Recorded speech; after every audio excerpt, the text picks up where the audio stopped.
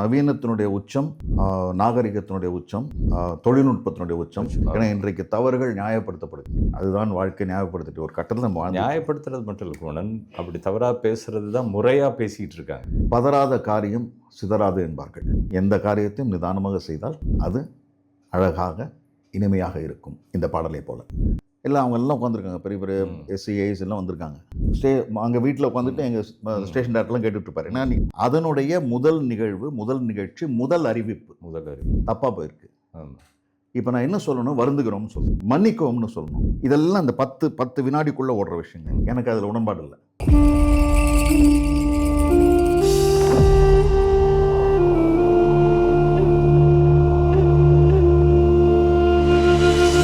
அப்படி நடந்திருக்கா? பேசி இருக்கும்போது ஏதாவது தவறுகள் ஏற்பட்டிருக்கா? அதை எப்படி சமாளிச்சிருக்கீங்க நீங்கள்? இல்லை, நான் உச்சரிப்பு தவறு என்றைக்குமே பண்ணதில்லை. கருத்தில் தவறு, கருத்துலையும் நடந்திருக்கு. லைவ்ல அது இந்த பாடல்களை போடுவதிலையும் தவறு நடந்திருக்கு. ஏன்னா இப்போ எல்லாமே உங்களுக்கு கையில் வந்துருச்சு, எல்லாமே கையில் வந்துருச்சு. இப்போ நவீனத்தினுடைய உச்சம், நாகரிகத்தினுடைய உச்சம், தொழில்நுட்பத்தினுடைய உச்சம். நாங்கள் கையில் ரெக்கார்டில் போட்டுட்டு இருந்தோம், ஸ்கூல் டேப்பில் போட்டுருந்தோம். இப்போ எல்லாமே டிஜிட்டல் ஆகிடுச்சு. இது பாராட்டத்துக்குரிய ஒரு விஷயம். ஆனால் அதனுடைய இன்னொரு பக்கம் என்னன்னு கேட்டிங்கன்னா, நாங்கள் இப்போ நான் சொன்ன மாதிரி ஒரு தவறு பண்ணிட்டாலும் அதுக்கு வருத்தப்படுறதோ, அவமானப்படுறதோ, அல்லது வருந்துகிறோம், மன்னிப்பு கேட்குறோம் சொல்கிறதோ, இன்றைக்கி அதுவும் இல்லாமல் போயிடுச்சு. ஆமாம், நான் வளர்றேன்ல ஆமாம் அப்படின்னு அவங்களே சொல்லிவிட்டு அடுத்த இடத்துக்கு போயிடுவோம். அது ஒரு தவறுக்குரிய விஷயமாக கருதவில்லை. அது இயல்புன்னு ஆகிடுது. தவறு செய்வதே இயல்பு அப்படின்னு ஆகிட்ட ஒரு காலகட்டத்தில் நம்ம வாழ்ந்துட்டுருக்கோம். அப்படிங்கிறதுனால தான் நான் உங்களுடைய சேனல் பேர் சொன்னோன்னே நான் அப்படி ஆரம்பித்தேன், பி குட்ங்கிறது இன்றைய தேவை அப்படின்னு. ஏன்னா இன்றைக்கு தவறுகள் நியாயப்படுத்தப்படுகின்றன. ஆமாம், அதுதான் வாழ்க்கை நியாயப்படுத்திட்டு ஒரு கட்டத்தில் நம்ம நியாயப்படுத்துறது மட்டும் இல்லை குணன், அப்படி தவறாக பேசுறது தான் முறையாக பேசிகிட்டு இருக்காங்க. அந்த தவறை இப்படி தான் பேசணுங்க, இப்படி தான் பேசுங்கன்னு இருக்காங்க. இப்போ ஏன் உங்களை பாராட்டினாங்க, நீங்கள் குறைன்னு சொன்னீங்களே, அப்போது தமிழ் எல்லாருமே பேசுகிறாங்க, பட் ஒரு சிலர் தான் அந்த தமிழாக பேசுகிறாங்க. அப்போ என்ன பார்க்குறவங்களுக்கு அதில் ஒரு வியப்பு இருக்குது. ஏன்னா சின்ன வயசுலேருந்து நான் கேட்டுக்கிட்டு இருக்கேன், அந்த தமிழ்னால தான் ஒரு படிக்கட்டாக வந்திருக்கீங்க. ஆமாம், இது எல்லாரும் பேச முடியாது, ஒரு சிலருக்கு இருக்கிற கிஃப்ட்டு அது உங்களுக்கு இருக்குது. அதனால தான் இந்த ஒரு வீச்சு இருக்குது. இந்த எந்திர கோளாறு வரும்பொழுது இப்போ இந்த பக்கம் இப்போ உங்களுக்கு எல்லாமே பென்ட்ரைவில் வந்து பாட்டெல்லாம் டிஜிட்டலில் இருக்குது. அப்போ நாங்கள் ரெக்கார்டில் தான் போடுவோம். அதுக்கு 3 ஸ்பீட் இருக்குது, 33, 45, 78, 3 ஸ்பீட் இருக்குது. 10 பாட்டு போடணும். இப்போ முதல் பாட்டு 33 போட்டிருப்பேன், அடுத்த பாட்டு 45 போட்டிருப்பேன், மறுபடியும் அடுத்த பாட்டு 33. இந்த 45 33 நான் மாற்றணும். இதை நான் மறந்துட்டு அதை போட்டுட்டேன்னா ஒன்று சுத்தம் இல்லை போகும். இந்த தவறு நடக்கும். இது நடக்கும் இயல்பா. இது நடந்தால் உடனே நாங்கள் செய்ய வேண்டிய விஷயம்னு கேட்டிங்கன்னா, தவறுக்கு வருந்துகிறோம், இப்போ இந்த பாடலை நாம் சரியாக கேட்போம், இப்படிதான் சொல்லணும். இதுதான் ப்ராக்டிஸ். நானும் உள்ள நுழைந்த போது அப்படி தான் இருந்தேன். ஆனால் நான் ஒரு அறிவிப்பாளனாக நான் நிறைய விஷயங்கள் முயற்சித்து பார்த்தேன். அதுக்கு மிகப்பெரிய வரவேற்பு நான் பெற்றேன். இது ஒரு சின்ன உதாரணம். இந்த மாதிரி ஏதோ ஒரு நாள் காலையில் நான் பாட்டு போடும்போது 33 போட வேண்டிய பாட்டை 45 போட்டுட்டேன். அதனால பாட்டு இழுத்துருச்சு. உடனே தெரிஞ்சிடும், ஆரம்பிச்சு தெரிஞ்சிடும். நான் உடனே கட் பண்ணிட்டு சரி பண்ணிட்டேன். இப்போ நான் சொல்லிட்டு தான் போடணும். அடுத்து தவறுக்கு வருந்துகிறோம் சொல்லிட்டு போடணும். நான் என்ன பண்ண, ஓப்பன் பண்ணி பதறாத காரியம் சிதறாது என்பார்கள். எந்த காரியத்தையும் நிதானமாக செய்தால் அது அழகாக இனிமையாக இருக்கும். இந்த பாடலை போல அப்படின்னு மறுபடியும் போட்டேன். ஆனால் அது நீங்கள் செஞ்சீங்கன்றதை ஒத்துக்கல. இல்லை, அதுதான் உண்மை. அவங்களுக்கு தெரிஞ்சிடுது ஒரு தவறு நடந்துருச்சு. இந்த தவறை எப்படி நம்ம சரி பண்ணுறோம்? ஏன்னா மன்னிப்பு, வருந்துகிறோம்ன்றதுலாம் பெரிய வார்த்தை. அதை அவங்களுக்கு தெரியும் தப்பாகிடுச்சு, அதுக்கு அவங்க ஒரு காரணமாக அதை சொல்கிறான் அப்படின்னு சொல்கிற விதம் இருக்குல்ல. ஏன்னா நான் முதல்ல சொன்ன மாதிரி ஒரு சின்ன தவறு நடந்தால் கூட நான் தலையில் யாரோ அடிக்கிற மாதிரி ஒரு உணர்வு எனக்கு வரும்னு நான் சொன்னது காரணம் என்னென்னா, ஒரு நிமிஷமும் நாங்கள் அந்த இதை திறந்து பேசும் பொழுது நான் பல பேரோட கனெக்ட் ஆகிருக்கேன். எனக்கு அந்த உணர்வு எப்பயுமே இருந்துகிட்டு இருக்கும். அதனால் நான் ஃபீல் பண்ணுறது அவங்களும் ஃபீல் பண்ணுவோம். 2 பேருக்கும் அந்த டெலிபதி இருந்துக்கிட்டே இருக்கும். ஸோ அவன் ஏதோ தப்பு பண்ணிட்டான் அப்படின்னு, பரவாயில்ல, தப்பு பண்ணிட்டான்னு தெரிஞ்சுக்கிறவங்க அதனால் கோவப்பட்டால் கூட அடுத்த நிமிஷம் நம்ம அதை எப்படி சரி பண்ணியிருக்கோம் அப்படிங்கிறதுல சந்தோஷமாக பண்ணுவாங்க. இது ஒரு அருமையான ஒரு விஷயம் நடந்தது. பண்பலை ஒலிபரப்பு வானொலியில், சென்னை வானொலியில் பண்பலை எஃப்எம்னு ஒன்று ஆரம்பித்து என்ன பண்ணுறாங்க, தொடக்க காலத்தில் ராத்திரி 12 மணியோடு நிறுத்திடுறாங்க. இப்போ தானே உங்களுக்கு 24 மணி நேரம் தனியார் நிகழ்ச்சி வானொலியில். அப்போது ஒரு நாள் முடிவு பண்ணுது அரசாங்கம், 24 மணி நேரம் ஆக்கலாம் அப்படின்னு. அன்றைக்கு நான் அறிவிப்பாளர், அன்றைக்கி ராத்திரி போடுறாங்க என்ன ஸ்பெஷலாக சீனியர்ன்றதுனால. இதை விட சிறிய அறை, ஓஹோ. இதை விட சிறிய அறை கண்ணாடி இருக்கு. அந்த கண்ணாடிக்கு அந்த பக்கம் வந்து எங்களுடைய இந்த பொறியாளர்களுடைய அறை இருக்கு. அறை இருக்கு. அத்தனை பேர் அங்கே இருக்காங்க. எந்திர பொறியாளர்கள் அத்தனை பேர் அங்கே இருக்காங்க. என் கண்ணுக்கு முன்னாடி இங்கே இவ்வளோ பெரிய கடிகாரம் இருக்கு, பெரிய கடிகாரம். 12 மணிக்கு வழக்கமாக நாங்கள் என்ன செய்வோம், இத்துடன் இன்றைய பண்பலை ஒலிபரப்பு நிறைவு பெறுகிறது, மீண்டும் நாளை காலை 5 மணிக்கு சந்திப்போம், நன்றி வணக்கம் முடிச்சிடணும். ஆனால் அன்னைக்கு என்ன செய்ய போகிறோம், தொடருது அப்படின்னு ஆரம்பிக்கிறோம். 12 மணிக்கு தாண்டி 12லேருந்து 1 மணி வரைக்கும் திரைகாணம். இந்த திரைகாணத்துக்காக நான் முதல் பாடல் வந்து இதோட சம்மந்தப்படுத்தி ஒரு பாடலை நான் எடுத்து வச்சுருக்கேன். எடுத்து நான் தான் இங்கே வச்சுருக்கேன். இங்கே உட்காந்துருக்கேன். 11:45லேருந்து உட்காந்துருக்கேன். எல்லாம் அவங்க எல்லாம் உட்காந்துருக்காங்க. பெரிய பெரிய எஸ்சி ஏஎஸ் எல்லாம் வந்திருக்காங்க. அங்கே வீட்டில் உட்காந்துட்டு எங்கள் ஸ்டேஷன் டேரக்டர்லாம் கேட்டுட்ருப்பாரு. ஏன்னா அன்றைக்கி ஒரு முக்கியமான நாள். நான் இங்கே பார்க்குறேன், இவ்வளோ கிட்ட இருக்குது. நான் ஆரம்பிக்கிறேன். மணி 12. நான் அனௌன்ஸ் பண்ணணும். ஆல் இண்டியா ரேடியோ, சென்னை வானொலி நிலைய மாநகர பண்பலை ஒலிபரப்பு, நேரம் இப்பொழுது 1 மணி அப்படின்னு சொன்னேன். ஆனால் 12 மணி. நான் 1 மணின்னு சொன்னேன்றதே எனக்கு தெரியல. ஏதோ தப்பு நடந்துருச்சுன்னு எப்படி தெரிஞ்சதுன்னா, அங்கே இருந்து அத்தனை பேரும் சேரெல்லாம் நிறுத்திட்டு எந்திரிச்சிட்டாங்க. எந்திரிச்சு என்ன பார்த்தோம் அப்படி இப்படின்னாங்க. அப்போ தான் ஏதோ தப்பு நடந்துருச்சுன்னு அப்புறம் மறுபடியும் பார்க்கறேன், தெரிஞ்சு போச்சு. இது அத்தனையும் ஒரு 10 வினாடிக்குள்ளே நடக்குது. போயிட்டு இருக்கு எல்லாமே. ஆமாம், 10 வினாடிக்குள்ளே நடக்குது. எனக்கு என்ன அதுக்குள்ளே மனதில் ஓடுற விஷயம் என்னென்னா, ஒரு வானொலியில் ஒரு ஒலிபரப்பே முதல் முறையாக நீட்டிக்கப்படுகிறது 24 மணி நேரத்துக்கு. அதனுடைய முதல் நிகழ்வு, முதல் நிகழ்ச்சி, முதல் அறிவிப்பு தப்பாக போயிருக்கு. இப்போ நான் என்ன சொல்லணும், வருந்துகிறோம்னு சொல்லணும், மன்னிக்கோம்னு சொல்லணும். இதெல்லாம் இந்த 10 வினாடிக்குள்ளே ஓடுற விஷயங்கள். எனக்கு அதில் உடன்பாடு இல்லை. மன்னிக்கவும் சொல்லக்கூடாது, வருந்துகிறோம்னு சொல்லக்கூடாது. ஆனால் இது தப்புங்கிறத சொல்லணும். ஓப்பன் பண்ணு. நேயர்களே, நேரம் இப்பொழுது 12 மணி 18 நொடி. நேரத்தை அறிவிப்பதில் ஏற்பட்ட அந்த குழப்பம் வரும் இந்த பாடலிலும் தொடர்கிறது, கேளுங்கள். இது இரவா இல்லை பகலா, இது நிலவா இல்லை மலரா. இதுதான் நான் பாட்டை எடுத்து வச்சிருந்தேன். ஏன்னா 12 மணிக்கு ஆரம்பிக்கிறோன்னு இது இரவா இல்லை பகலா அப்படின்ட்டு. இந்த தப்போட சேர்ந்து இது வந்து இது என்ன நடந்ததுன்றதே அங்கே இருக்கிற யாருக்கும் புரியல.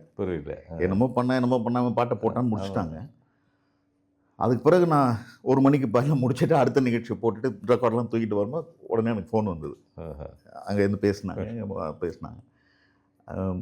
அதான் சொன்னாங்க, தப்பாக சொன்னதுக்காக தண்டிக்கிறதா இல்லை அது ரொம்ப அழகாக சமாளிச்சதுக்காக பாராட்டுறதான்னு தெரியல அப்படின்னா. இதை எதுக்கு சொல்ல வரேன்னா, இது இயல்பாக நடக்கும். லைவில் இருக்கும்போது இது நடக்கும்.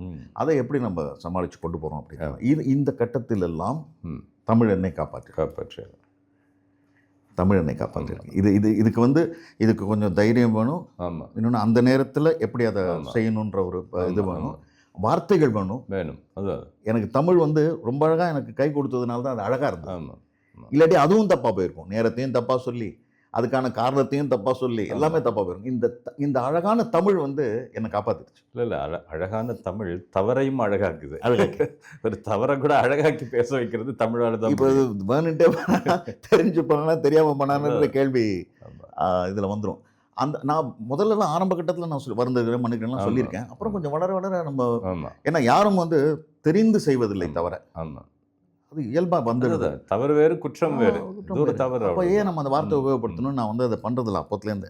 ஸோ ஒரு கட்டத்துலேயும் வானொலி வந்து எனக்கு வந்து அந்த நாங்கள் வானொலியில் எழுதி வச்சுருப்பாங்க, வானொலி ஒரு கலைக்கூடம் அப்படின்னு. நான் அங்கே வந்து ரெண்டையுமே கற்றுக்கிட்டேன். கலையும் கற்றுக்கிட்டேன், தமிழையும் கற்றுக்கிட்டேன். சின்ன வயதுலேருந்து நான் அங்கேருந்து வளர்ந்த பெண். வானொலி என்னுடைய 2ஆம் தாய்ன்னு நான் சொல்லுவேன். அந்த மாதிரி வந்து தமிழ் என்ன. அப்போ அந்த நேரத்தில் பேசிகிட்டு இருக்கும்போது யாராவது உங்களுக்கு ஒரு இன்ஸ்பிரேஷன் அப்படி இருந்தாங்களா அந்த நேரத்தில் தமிழ் இந்த வானொலியில் பேசுகிறதுல? ஏன்னா இலங்கையிலலாம் ரொம்ப ஃபேமஸானதில் இருந்தாங்க, நமக்கு அப்போ கம்மி அந்த நேரத்தில். இல்லை, எங்களுடைய வானொலியிலே வந்து நான் கேட்ட குரல் ஜெயங்கொண்டான்றவருடைய குரல். அதுதான் கேட்குறேன். நான் பார்க்கறதுக்கு முன்னாடி வெறும் குரலாக கேட்டு என்னுடைய பெரிய கதாநாயகன் அவர். நான் அவரை நேராக பார்த்ததில்ல. என்னுடைய பெரிய கதாநாயகன் அவர் கூடயே போய் நான் வேலை பார்ப்பேன். நான் வந்து எதிர்பார்க்கவே அந்த ஒரு கட்டம் வரும்போது எனக்கு ரொம்ப சந்தோஷமாக இருந்தது, அவர் கூட சேர்ந்து வேலை பார்க்கும்போது. அப்புறம் என்ன ஆச்சு, நாங்கள் வந்து ஜெயங்கொண்டாண்டு ஜேகே யார் என்னுடைய கதாநாயகனோ அவரோட சேர்ந்து நான் பணியாற்றிய காலத்தில் வந்து மற்றவர்கள்லாம் வந்து ஜேகே ஈகே அப்படின்னு கூப்பிட ஆரம்பித்தாங்க. இளங்கோ குமணன் ஜெயங்கொண்டான் அப்படின்ட்டு.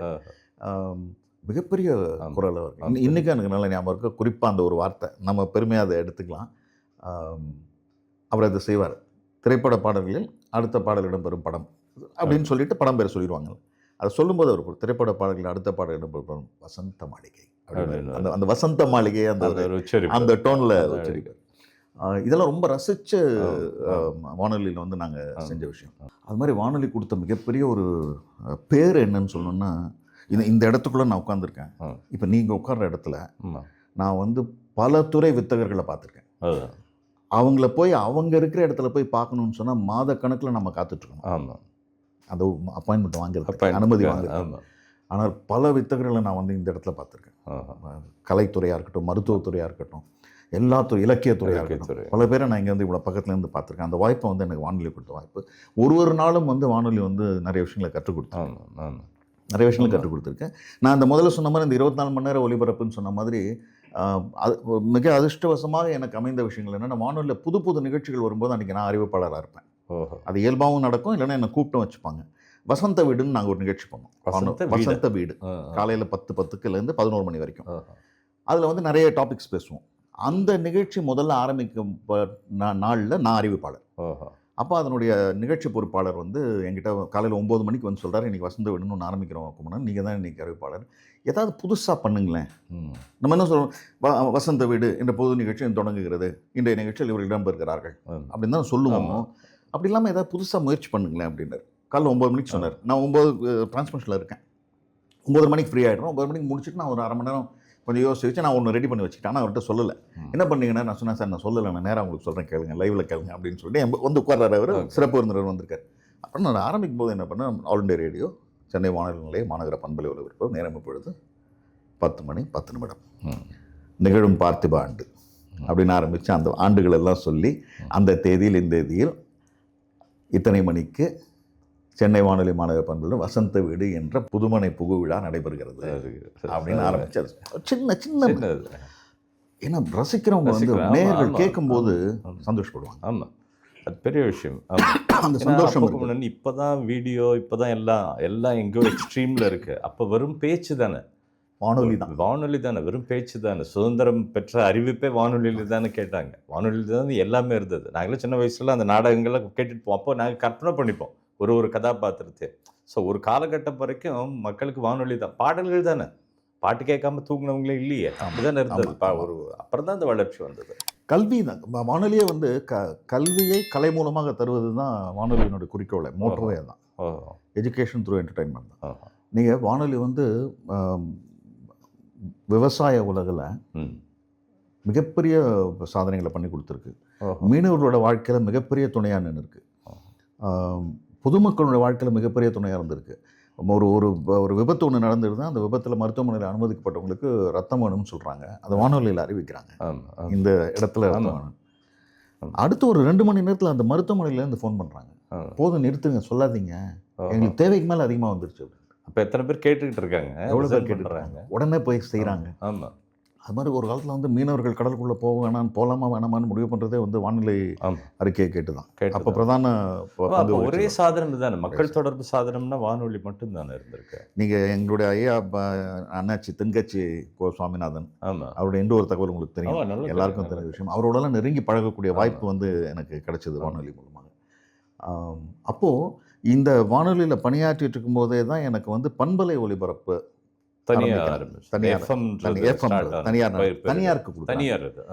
அப்போ கொடுக்கும்பொழுது அதில் வந்து என்னுடைய நண்பர்களோட சேர்ந்து நான் வந்து பணியாற்றக்கூடிய ஒரு வாய்ப்பு எனக்கு கிடைச்சது. அப்போ நான் ஒரு முடிவு பண்ணேன், என்னென்னா வானொலி என்பது அரசாங்கத்தினுடைய கட்டுக்குள் இருக்கக்கூடிய ஒரு அமைப்பு. அதுக்கு சில விதிமுறைகள் அதை தாண்டி போக முடியாது. ஆனால் தனியாருக்கு போகும்பொழுது தனியாருக்கும் விதிமுறைகள் உண்டு, ஆனால் அரசாங்க விதிமுறைகளை விட தனியாருக்கு கொஞ்சம் இலகுவாக இருக்கும். சொல்கிறவங்களுக்கு ஈஸியாக புரியணும்னா இந்த இப்போ இருக்கிற வெப் சீரியல்ஸ் மாதிரி ஃபிலிமுக்கு ஒரு ரூல் இருக்கும், சென்சார் இருக்காம. ஆமாம், அது ஒரு கொஞ்சம் விதி தளர்ச்சிகள் உண்டு, விதிமுறைகளை தளர்ச்சிகள். அப்போ எனக்கு அது தெரிஞ்ச உடனே நான் சின்ன வயசுலேருந்தே வானொலியோடு இருந்ததுனால நான் ரொம்ப நம்பிக்கையோடு நான் இதை சொல்கிறேன். அப்பயும் சொன்னேன், இப்பவும் சொல்கிறேன். எனக்கு வந்து வானொலி நேயர்களுடைய நாடி துடிப்பை என்னால் உணர முடியுதுன்னு நான் நம்பினேன். நான் நம்பின போது என்னுடைய நண்பர்கிட்ட சொல்லி நம்ம ஆரம்பிக்கலாம், நம்ம பண்ணலாம்னு சொல்லிட்டு நாங்கள் வந்து SS இன்டர்நேஷ்னல் வழங்கும் ஆனந்தமான 60 நிமிடங்கள் அப்படின்னு ஒரு நிகழ்ச்சி. 90களில் வந்து அது வந்து மிகப்பெரிய நிகழ்ச்சி. நான் வந்து அஸ்வத்தாமன் அப்படிங்கிற புனைப்பெயரில் பண்ணேன். ஆமாம். அந்த பெயரும் அப்போ மிகப்பெரிய பெயர். ஆமாம். எந்த அளவுக்கு அந்த பெயரை கொண்டு போய் நிறுத்துச்சு அப்படின்னா, நான் ஒவ்வொரு ஞாயிற்றுக்கிழமையும் ராத்திரி வந்து அஸ்வத்தாமன் பதில்கள் அப்படின்னு ஒரு நிகழ்ச்சி நிகழ்ச்சி. ஆமாம். அரசியல் நீங்களாக உங்கள் கேள்விகளுக்கு அஸ்வத்தாமன் பதில் அளிப்பார். இதுதான் அதுக்கு. அந்த நிகழ்ச்சி வந்து ஒரு மிகப்பெரிய வெற்றி பெற்றது. எதிர்பாராத அளவுக்கு மிகப்பெரிய வெற்றி. ஏன்னா வானொலியில் கேள்வி பதில்கள்ன்றது என்னென்னா துறைகள் சம்மந்தப்பட்டு வரும். ஆமாம். இப்போ ஒரு மருத்துவர் இருப்பார், அவர்கிட்ட கேள்வி கேட்பாங்க. ஆமாம். இது பொதுவான கேள்வி பதில். அரசியல் நீங்களாக ரொம்ப பிரமாதமான நிகழ்ச்சி போச்சு. எந்த அளவுக்கு போச்சுன்னா அந்த பதில்களெல்லாம் தொகுத்து புத்தகங்கள் வெளியிடணும்னு சொல்லி கேட்டு நாங்கள் புத்தகங்கள் வெளியிட்டு அஸ்வத்தாமன் பேரில் ரசிகர் மன்றம் ஆரம்பிக்க வேண்டும்னு கேட்டு நான் அது வேண்டான்னு சொல்லி எஸ்எஸ் இன்டர்நேஷ்னல் வந்து எஸ்எஸ் இன்டர்நேஷ்னல் நற்பணி இயக்கம்னு ஒன்று ஆரம்பித்தேன். சென்னையிலேருந்து கன்னியாகுமரி வரைக்கும் வானொலி நேயர்கள் சைக்கிளில் இந்த பதாகைகளை ஏந்திக்கிட்டு போயிட்டு வந்தாங்க. வானொலி நேயர்கள் செஞ்ச விஷயம் அது, எதுவுமே இல்லாமல் வானொலி நேயர்கள். அப்போ அந்த தமிழ் மறுபடியும் நம்ம பேசும்பொழுது என்னை வந்து என்னுடைய அரசுக்கு அனுமதிக்கு அரசு விதிமுறைகளுக்கு உட்பட்ட வானொலி என்னை அனுமதிக்காத விஷயங்களை எல்லாம் நான் இந்த இதில் வந்து என்னால் செய்ய முடியும். என்னோடய தமிழை நான் முழுமையாக அதில் பயன்படுத்தினேன். அப்படி பயன்படுத்தி தான் நான் வந்து வைரமுத்து ஐயாக்கெல்லாம் வந்து சிறப்பு நிகழ்ச்சியெல்லாம் நான் வந்து நடத்தினேங்க. அப்போ நான் தமிழை வந்து ரொம்ப அனுபவித்து ரசித்து நான் அதை செய்தேன். நான் நாகர்கோவில் வானொலியில் தான் முதல்ல அறிவிப்பாளராக சேர்ந்தேன். அப்போவே நான் இதை முயற்சி பண்ணுவேன். தமிழுக்கு அழகு தான், தமிழனோட அழகுது ஒன்றுமே இல்லை. இப்போ அந்த பாட்டு போட போகிறோன்னா அடுத்த பாடல் இடம்பெறும் படம் சிறை, பாடியவர் எஸ் ஜானகி, பாட்டை போட்டுருவோம், அவ்வளோதான். இதுதான் ரொட்டீனான விஷயம். இதுலையே ஏதாவது செய்ய முடியுமான்னு நான் யோசிச்சு பார்த்தேன். தமிழ் எனக்கு அங்கே கொடுத்தது. நான் ஒரு அறிவிப்பு ஒன்று பண்ணேன், திரைப்பட பாடல்களில் அடுத்து சிறைப்பட பாடல், இவ்வளோதான். திரைப்பட பாடல்கள் அடுத்து சிறைப்பட பாடல் அப்படி எப்படின்றதுக்குள்ளே போயிடுது. வானொலி ரசிகர்கள் கடிதம் எழுதும்போது நேயர்கள் இதை குறிப்பிட்டு எழுதுறாங்க, அது கேட்கறதுக்கு காதுக்கு ரொம்ப நல்லா இருந்தது அப்படின்னு. இன்னும் சின்ன சின்ன முயற்சிகள் வந்து நம்ம செய்யும்பொழுது அது வந்து அழகாகும். ஆனால் அதுக்கு நம்ம வந்து மெனக்கிட வேண்டும். ஆமாம், அதுன்னு சொல்கிறாங்க, தமிழை நவீனப்படுத்தணும், மக்கள்கிட்ட கொண்டு போய். இப்போ எதுக்கு இப்போ பண்டிதர் இல்லை, நம்ம வந்து ஒரு பாமரன்னு எடுத்துக்கிட்டோன்னா அந்த எப்படி சொன்னாலும் அந்த மக்களுக்கு போகணும். அப்போ அந்த தமிழை கொஞ்சம் எளிமைப்படுத்தி சொல்லும்போது அது ரொம்ப லகுவாக இருக்காது. அதை தான் வந்து நான் என்னுடைய புரிதலுக்கு நான் எங்கேருந்து எடுத்துக்கிட்டேன் அப்படின்னு சொன்னால், நம்ம திரைத்தமிழ் பேசுவோம், சினிமா எல்லாருக்கும் எப்பயுமே பிடித்த விஷயங்கள் சினிமா. நிச்சயமாக நானும் வந்து அதில் ரொம்ப ஈடுபாடு உள்ள ஒருத்தனாக தான் இருந்தேன். இப்போ நான் திரைப்படங்கள் பார்க்க ஆரம்பித்த போது இப்போ நம்மளே எடுத்துக்கோங்க, தியாகராஜ பாகவத தமிழ்லேருந்து ஆரம்பித்து அப்புறம் இளங்கோவனோட தமிழ் வந்தது, அப்புறம் கலைஞர் தமிழ் வந்தது. நான் வந்து அங்கேருந்து தான் என்னுடைய திரைத்தமிழிலிருந்து நான் கற்க ஆரம்பித்தது வந்து கலைஞர் தமிழ்லேருந்து தான். அங்கேருந்து கற்க ஆரம்பிக்கிறோம். அதுக்கப்புறம் என்னென்னா நீங்கள் when student is ready master will appearன்ற மாதிரி அங்கே நம்ம கற்றுக்கலான்னு தேடி போகும்போது திரை உலகத்துலேருந்து நிறைய குருக்கள் வராங்க, நிறைய ஆசிரியர்கள் தோன்றாங்க. கலைஞரில் ஆரம்பித்து சிவாஜி கணேசன் ஆரம்பித்து இப்போது திரைப்படங்களில் நடிக்கக்கூடியவர்கள் பிரபலமானவர்கள் சிவகுமார் ஐயாவிலேருந்து புதிதாக வரக்கூடியவர்கள் வரைக்கும்.